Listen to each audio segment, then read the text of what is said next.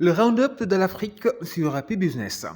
Une rencontre s'est ouverte à Dakar pour le renforcement des capacités de la police, de la gendarmerie, des douanes et des services de renseignement dans la lutte contre le financement du terrorisme.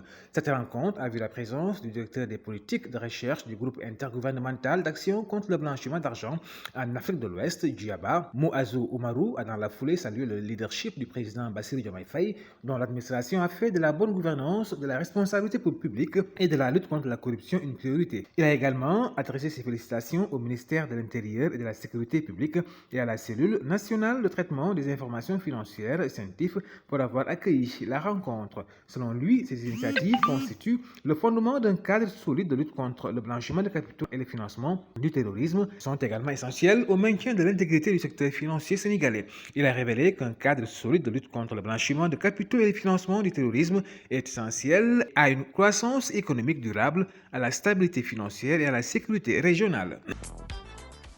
La British International Investment, institution britannique de financement du développement, a signé un accord de partage des risques de 25 millions de dollars avec Ecobank Sierra Leone afin de soutenir la croissance du secteur privé dans le pays. Selon un communiqué d'Ecobank, la facilité, financée à hauteur de 25 millions de dollars et qui comprend un programme d'assistance technique, est conçue pour aider Ecobank à augmenter les prêts aux entreprises en Sierra Leone. Selon la banque, le secteur privé est une composante vitale de l'économie de la Sierra Leone, comprenant principalement des petites et moyennes entreprises qui fournissent des emplois à environ 70% de la population. Cependant, poursuit la banque, ces entreprises ont souvent du mal à accéder au capital en raison de facteurs tels que des exigences élevées en matière de garantie et une offre de produits financiers limitée. Selon Samir Abiyankar, directeur général et responsable des services financiers de la banque, la signature de cet accord avec Ecobank Sierra Leone souligne le rôle des pionniers de la banque dans la conduite d'investissement dans les pays souvent négligés par les investisseurs.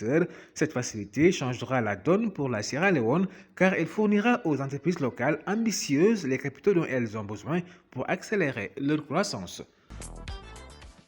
En Namibie, Access Holding plc a annoncé que sa filiale phare Access Bank avait obtenu une licence provisoire de la Bank of Namibia pour établir une banque commerciale dans le pays. Selon l'avis déposé auprès de la Nigeria Exchange Limited, le directeur général et chef de la direction d'Access Bank plc, Roosevelt Okbona, a exprimé son enthousiasme quant à l'autorisation accordée pour l'ouverture de la filiale commerciale d'Access Bank.